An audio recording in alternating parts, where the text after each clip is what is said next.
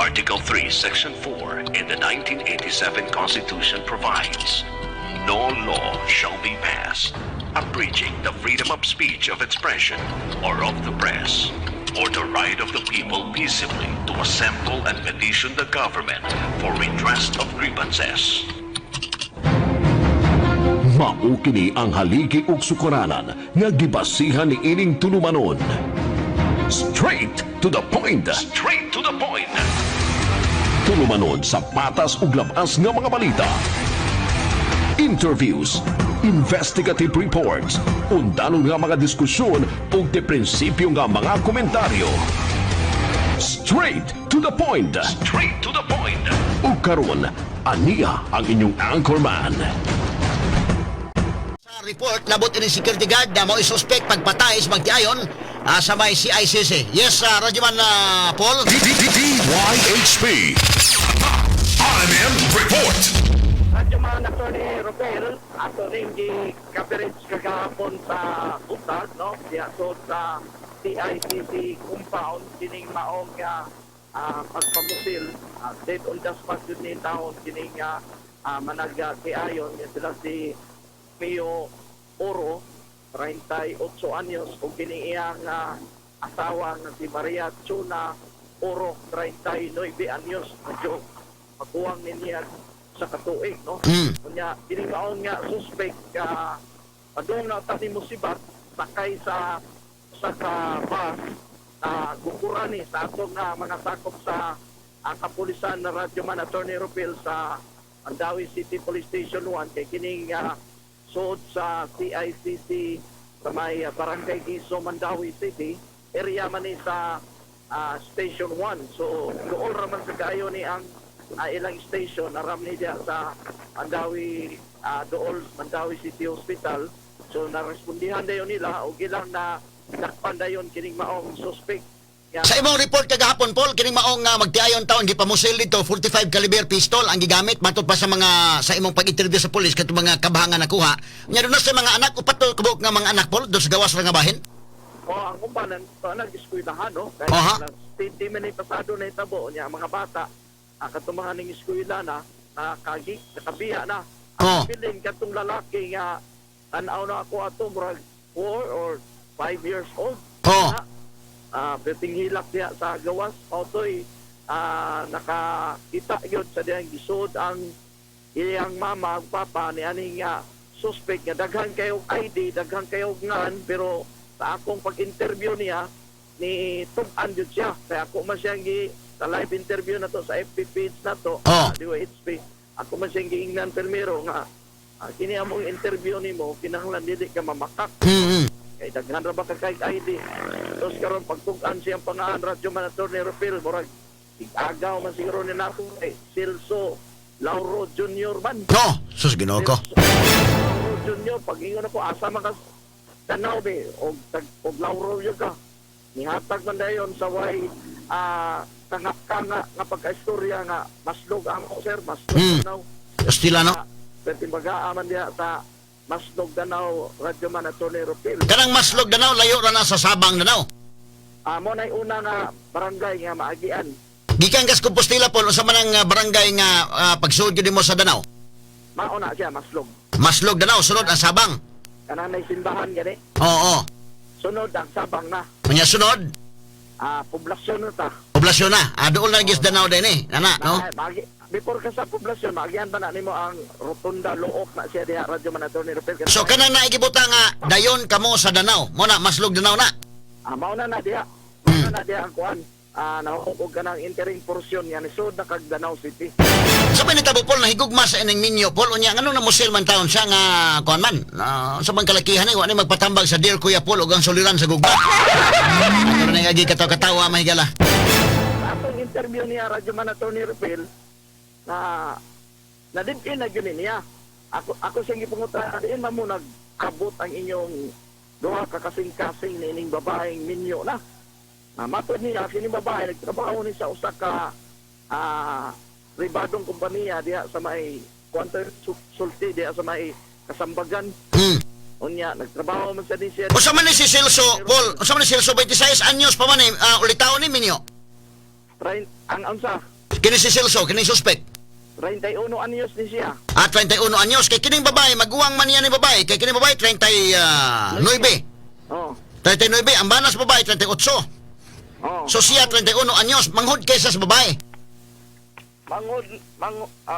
Manghod ni si Romeo. Okay, ang anggulo sa gugma, Paul, mauni ang anggulo akong ipahatag nimo dito.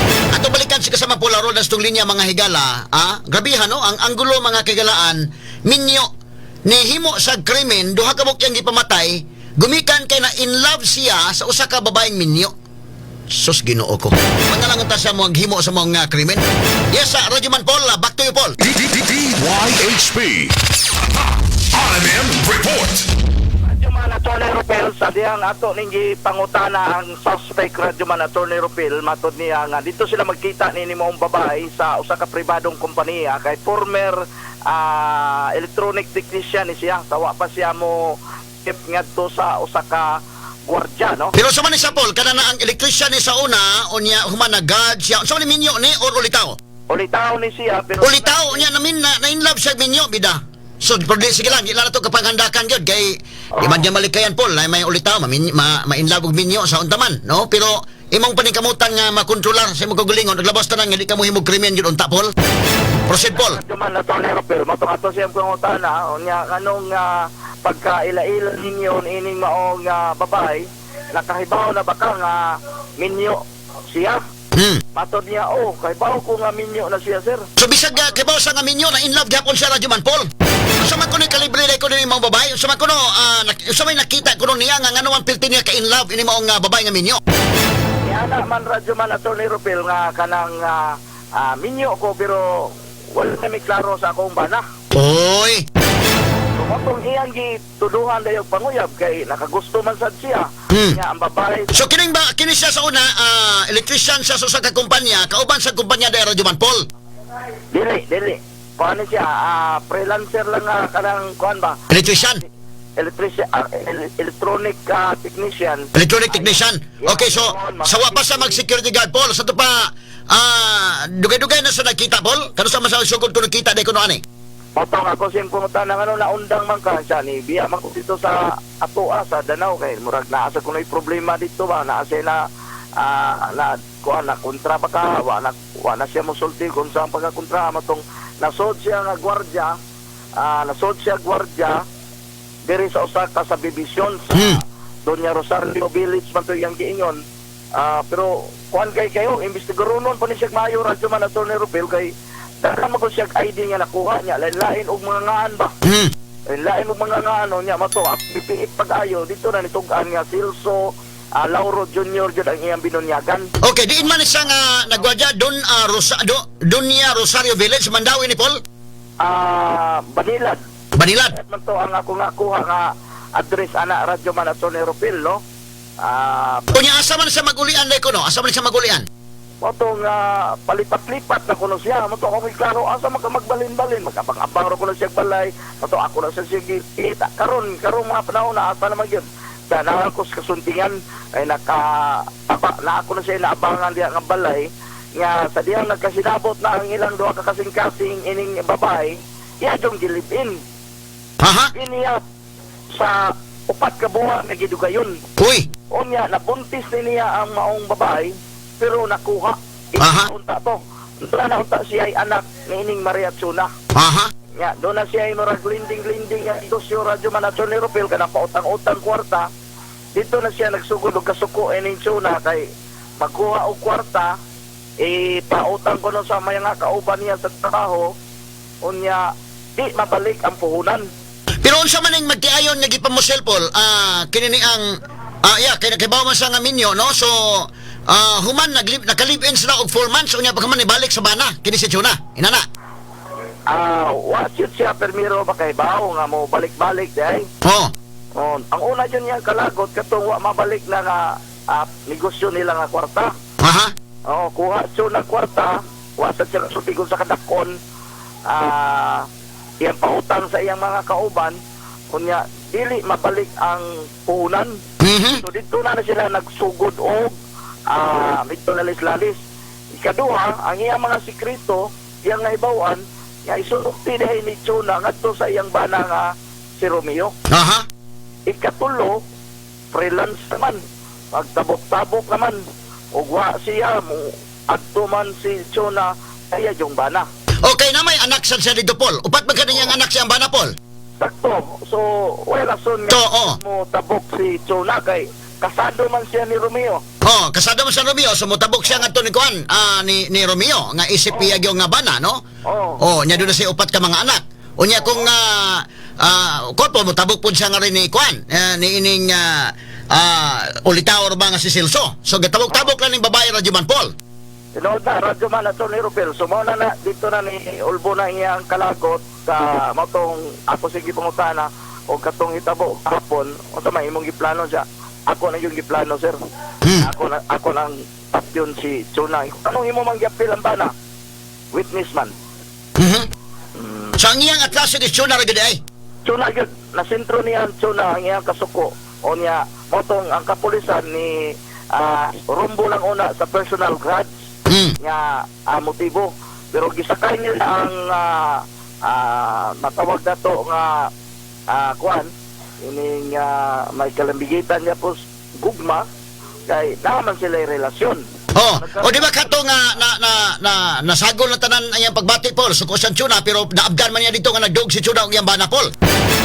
So dito katong ako sige pangutana unsa man katong pag-adtuan nimo dito imo kang tong gihupan o nag-uli pa gyud sila o naaba sa plano na gyud na ako sir nga tuon ako dito kay wa man siya katuod sa balay dito radyo man ato ni Rupel nagpapangutana pa man siya dito. Oh. So niyang gidala nga pusil ka na pusil sa gwardiya niya, Radyo Man, Paul? Dili ihatong napalit po dito sa Danau. Oh, kaya ka man pusil ang Danau nga mga mapalit na, Paul, bisag way mga lisensya gini na uban. Ako sa gingnan nga kanang di na to nimo service firearm to sa dili dito to sa ato dito to nako palita dito sa Danau. Oh, mayo nga klase kay wa man jud mo jam. Oh. Buto-buto magyud kamang buto-buto nga nadungog sa mga silingan dito ni ining magtiayong Romeo o Maria Tuna Oro Radyo Man ato. So dito ato suko na punit ang upat ka kabhang sa 45 o niya ang armas na recover po sa diyang nasikop ni siya sa atong kapulisan sa dali po kayo nga responde nila kaya nagduka-duka unta tong pulis ato layo na kay ning suspika Radyo Man ato ni Rupel kay sakay naman og sakyanan. Oh. Pasibat naman magani kay babagan ni sa may gisakyan mo na asa man nagtuturo ato babagan na yun di una na yung gisaka na yun aristo na yun. May gani kayo mo sukol, Paul, nga ba siya armas ka dala? Siya mo sukol no wala niya ibda sa iyang hawak na maong armas so ikuha na yun sa pulis para madisarmahan siya so i-detain siya ron sa Mandawi City Police Station 1 Radyo Man ato ni Rupel. Sus pastilan. Ang kumpletong asoy although ang mga pulis wag yun dayon sa mutuo ang iyangan no. So nadugay-dugay na ni iyang gugma din nga to kan Chuna, Paul, kay kuma una to gikan pa man sa pagka-electronic technician pa dito pa sa usa ka kumpanya wa pa sa magwardya to panahon na Radyo Man, Paul. Unya human na nagka-live-in pa sa upat ka buwan gani ning Chuna hangtod gani balik ni Chuna nga to sa kwan nga to si Ambana. So, pagkabuhan sila nga nag-live-in, mo na gidugayon nila, nga hapit yun sila makaanak, kaya nabuntis man niya sa Chuna, pero yung sulti, nakuhaan. So, pero ambot lang ka sa, kung sa pinagi panulti, tinuod ba ito kay, akong tanaw po rin ito na, wala siya ka ng lingan siya, mura siya kayo sa iyang klaro nga sinultian po Radyo Man ato ni Rupel. Mao si patrolman na Jimson Tuli, ni butyag na iya pa yung klaroho ng tawana kay aside nga daghang ID ba nga lalahing mga ngan in fact ang ilagong report sa ilang higher headquarters sayo pangan kay mao may unang gitugan pagso dito piit gamay tugan dyan sa siyang binunyagan nga si Silso Lauro Jr. siya taga Maslog Danau basig maunay gyud pero ang pulis wa gyud pumutuo ato yun iklaroon hangtod nga naay mga tagtungod ani niya nga muduo na ngadto sa ilang police station ug maunay mo sulti sa tinuod kay di man ka kumpiyansaan kay daghan man siya ka ID. So karon dunay mga tagtungod gani duty o baka katong iyang area nga gidutihan, Paul, naman sa karelibo nga gwardiya mapangutana sa to nila. plano sa pulis o tinuod ba sa din siya nga naggwardya niya ng maong subdivision, so ilang bisitahon dito, ilang pangutanon ang karelibong gwardya para ma-background check yun nila pagayo kining maong suspect Radyo Man Attorney Rupil, no? Oh. Duwa-duwahan pamanggod kay nakag-ID, lain-laingan. Unya, inirong iyang tugan sa diyang napiit-piit siya, di pa sa takasiguro, pero diretso man noon niyang na-mention, pag pangutana na to, lauro makakaasa makasdanaw. Yanam dayon siya sa way kanga maslog amo, sir. Tinuod dagang lauro diha sa Maslog Danao pod, Radyo Man Attorney Rupil, diha luyo sa simbahan, no? Diha sa Maslog. So mo ni ang atong pag-recap ani niya sa atong pagbalik Radyo Man Attorney Rupil, nakalupad na ko ron diri sa Compostela. Nana sa akong atubangan ron karon taon ang katong amahan nga ni Itza ni bunog in taon sa iyang usa ka tuig pa nga anak nga lalaki nga naa in taon nakikilog sa kinabuhi kamatayon, pero namilagruhan siya human siya makitae nga namatay ang bata dalhon na utas morgue nilihok og kalit. Meaning buhion pa gyud siya. Buhion pa gyud, Paul. Ato hinabion ng maong amahan na karon na Radyo Man, Paul. Pero kining nangamatay, Paul, nga magtiayon, unsa may trabaho sa bana ni Paul? Na naman sa nagbarong-barong in taon sa may CICC. Gwardiya sad ni siya Radyo Man Attorney Rupil. Gwardiya sa dining bana, Paul. Gwardiya po ni mayonig trabaho si Romeo. Gwardiya po ni siya. Gwardiya, so gwardiya sa Romeo, niya na iyang asawa nagtrabaho sa usa ka kuan pod. Pribado nga company diya sa may Mabulo o kasama. Niya tungod sa kuan kay kini mga nasunugan tingala ni Paul mo na naasa sa CICC nagbarong-barong in taon. Okay, mga biktima man ni sila sa dakong sunog atong miaging katuigan des Mandawi niya. Diha man sila gitaos sa city government lang una. Kuyawa inino nga ang imong gipanguyab minyo niya gwardiya para bay kuan, gwardiya para bay trabaho sa bana. Nya siya pod gwardiya delikado kuan. Pero kana naunhan na gini Paul murag nangatug pa maguni in taong magtiayon. Naunhan pa musil. Matalinong talakayan, napapanahon at pinag-uusapan. Dito diretsahan, walang paligoy-ligoy, walang bulahan. Straight to the point. Mas malamang usapan, mas mabusising talakayan, komentaryong mas mauunawaan. Straight to the point. Tata, RMN, Radyo Mo Nationwide.